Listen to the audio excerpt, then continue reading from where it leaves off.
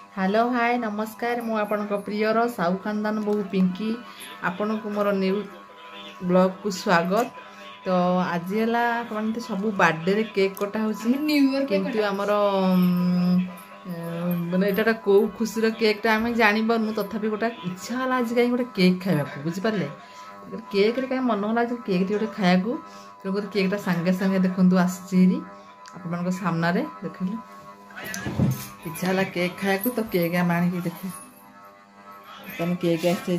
Cake कटा हम है गोटे खुशी यहाँ आप कौन भाविकी ने कहले यहाँ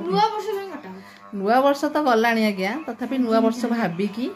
यहाँ कटा हो नुआ वर्ष आम 2025 केमी सब भलरे भलरे दिन कटो तो से भाविकी नुआ वर्ष आम केकटा काटिदेवा कहीं आज बहुत कहीं इच्छा है केकटा खाइबा तेणुक पुओ निजे जाइए आणिक आसी देखु लिखी ना आयुष राखी लिखाई। तो चलते और डेरी न करके केकटा काटिदेवा बुझिपारे आ कि ना केकटा काटिकी चलमण करदेवा।